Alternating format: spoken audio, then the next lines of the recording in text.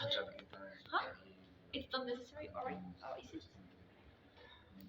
He got a free sandwich because the waiter also spoke Okay.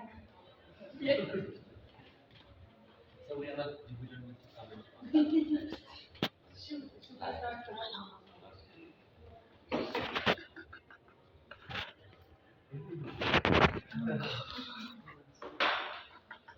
I mean, I can start. Yeah.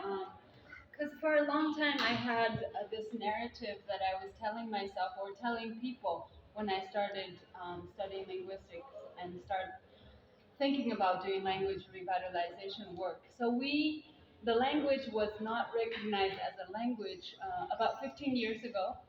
So when I first interacted with a linguist, so this linguist says, oh, so you speak this X language, that's not, I won't name the language. So the linguist had a name for my language, but I didn't know what it meant. I was like, excuse me, what do I speak? And then he keeps repeating. I was like, oh, this term doesn't make any sense to me. So later on, with other linguists, help of other linguists, and also raising voices on my own, we were able to actually change and overthrow that top-down linguistic, like a linguist named by accident, because she was a Chinese linguist. She was interviewing the family where she was collecting the linguistic data from, and basically they had some miscommunication. So she named the language based on the family name of that language of that family. So it was really confusing for a long, long time because everybody, when I just started learning about my language and linguistics, and think they, oh, you speak this language, but I don't know the term, so I felt really stupid and bad because I was like, oh, there's a name for my language, but I don't know, and I don't even know the name of the term. So later on, I framed this narrative as very negative, but I think through that process, I was actually able to empower myself and felt like, wow, I can change this. There's opportunity for me to go in and say, hi, we don't understand, as a native speaker, we don't know what this term means.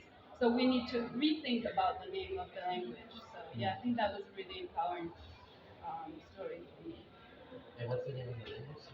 So the name of the language that we decided on is the historical tribal name of the region is Choskep. Yeah, it's a linguistic minority within the Tibetan culture. Yes. It's Southern China, technically part of China.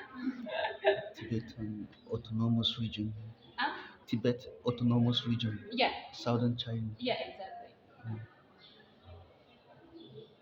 Well, that is very interesting. And like, you really can make a difference. Yeah, And like, at a young age, I think you really had a.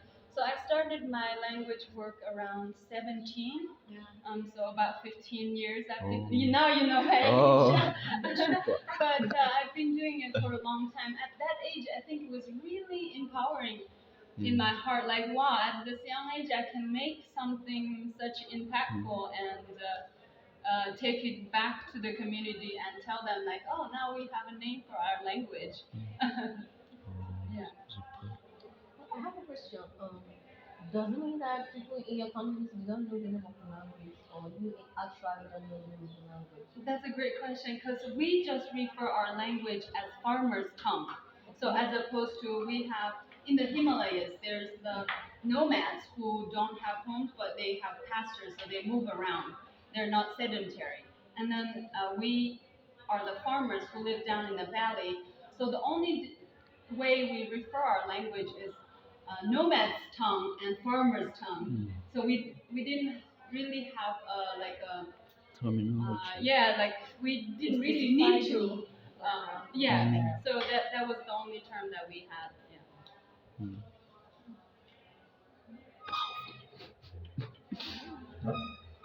I can also talk about an in-court situation where the Sorbs are a minority in Germany, and we have some Upper Sorbian speakers, and we are the Lower Sorbian speakers, and and we are the minority in the minority, and some Germans even say, why is it necessary to save the language? Why we have to spend our money for the revitalization? It's a bit difficult because I have I have to must be strong for my language, for my culture, for my identity, and the Germans they not open for this, and it's a bit emotional. I'm sorry. I have to explain why we should save our language, and that's a bit crazy. Yeah. It's my identity. I want to hear it. I want to say it. Yeah. What's the name of the language? It's Slavic. It's Slavic language in Germany, in East Germany. How many Okay. speakers in this language? Both languages together like 20,000, and only Lower Serbian like 6,000. As already we are there. We are strong.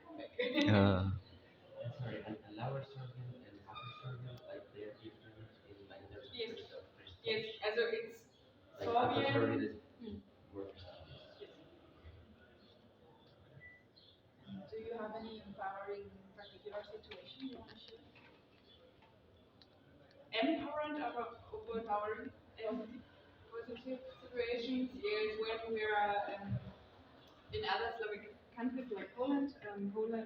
Lower Serbian and Polish is very near, so I can speak my minority language, and I know the main part of Polish people are understanding me, as it's like a friendship, and that makes some situation very strong. Slavic, like Slavic Union. Yeah, we are a bit like family also. Yeah. Do Poles like understand? Like I mean, like do you have to explain what it is when you speak Lower Serbian to Poles? Like do they understand what Lower Serbian is? Or They just like, don't. oh, I understand you, but I don't know what you're talking about. They don't know that it's Serbian. They're wondering which kind of dialect it is. But then we explain it's Slavic minority in Germany, and it's near, and it's historical, very near or close. And then they understand us in the main part. Also some explicit words they don't understand, and we also not in the Polish language, but they are very familiar, close languages. Uh, we'll go next. A ver, voy a hablar en castellano, si me podéis ayudar. Vale. Ahora mismo la situación en Asturias es bastante complicada porque además de que en España hay como bastantes referentes de modelos de oficialidad, la lengua en Asturias no es oficial. Y desde hace unos años el acoso respecto al aumento de la extrema derecha pues aumentó a ciertos niveles de que yo trabajo en una productora audiovisual que se dedica solo a temas asturianos y nos tiraron huevos, nos pusieron pegamento en la cerradura, nos llaman persevristas y sí. Y bueno, sí es verdad que en Asturias lo que sí se da a día de hoy es una situación de acoso respecto a los falantes que no podemos encontrar ni en Galicia, creo que no se toma como, o sea que no tenemos esa situación sociolingüística, ni en Extremadura, que tienen una situación totalmente distinta, o en Aragón o en Cataluña. Luego, sí. Yeah, she's referring to the Asturian community in the north of Spain, with regards to other communities of minority language in Spain that have officiality. Asturian doesn't, so they've had to face very difficult situations. She worked in an audiovisual producer, and with the rise of far-right politics in Spain, they've had eggs thrown at them, they found glue in the door, so it's difficult for them to fight with this. Y, por ejemplo, respecto a lo que comentaba ella, el problema de Asturias es que desde la dictadura que hubo y el franquismo, la gente no se considera hablante asturiano, sino que se consideran hablantes de lo que se denomina, mal denominado, amestao, que es una mezcla entre el castellano mal hablado, es lo que te venden, y un asturiano, pues, que no existe, porque lo que te hacen pensar es que hay, lo que se dice mucho ahí es que hay un asturiano en cada mucho monte, mucho verde, entonces dicen que en cada valle hay un asturiano. Entonces la gente no tiene ese sentimiento de identidad ni esa autoestima colectiva que te puede dar tener una identidad lingüística distinta. There's Lo siento muchísimo, I'm used to doing this sometimes. A lot of people think they speak an style, which is a mix of badly spoken Spanish and Asturian, an Asturian that doesn't exist because a lot of people say because there are many valleys in Asturian because it's very green, and every valley there is an Asturian, so it's a mess. It's very confusing, and it's denigrating self-esteem of the speakers. Y así como anécdota graciosa, por ejemplo, yo me empecé a hablar con un chico por Tinder, estábamos hablando, pero por fotos y no sé qué, hasta que yo pues decidí desenvolver más y empecé a hablar en asturiano, y me dijo, oh, no, hablando asturiano no, nunca tuve esa cita. No se puede ser guapo y listo. So she was speaking with a person on Tinder, and at some point she felt more comfortable, so she decided to start speaking Asturian with this person, who I assume was speaking Spanish with her. Yes. And that person said, okay, no, if it's in Asturian, no, and they blocked her, and she couldn't have a date. Sorry. I win.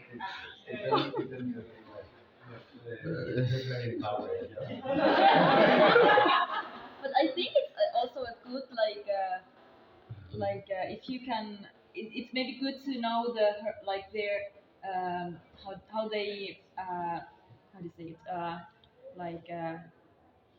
their attitude against like other languages in that point, not after the date. It's like yeah, if you have to find something positive, but yeah, still it's like I